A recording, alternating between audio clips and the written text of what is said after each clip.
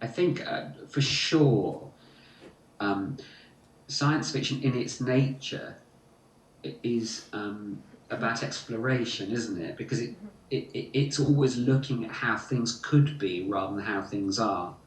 And so I think, of course, it's always going to be a good source, but also I think it reflects who we are more accurately than other forms, other narrative forms, because I think it's natural for all of us to think, how could things be? Well, just how things are. And if you think that we're always thinking about what we're going to do next, and so we're always thinking about the future, and actually our lives are lived speculatively. So I think it's I think it's the truest form for us. Um, so definitely, it's always going to be a good source. What I've discovered from interviewing people is that the reason I think it's a good conversation to have is because people have already taken things from their favourite science fiction and used them in their lives and are better off for it. And the people I've interviewed have told me about having meetings with fans or just with people, kind of in the street who've said, I've changed my life thinking about the ideas that were in the shows.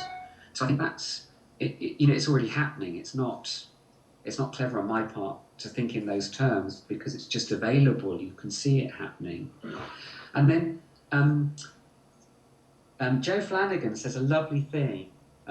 He talks about, in Metascifi, he talks about, of course, you should take those mythologies, generally from the science fiction you enjoy, and apply them to your life.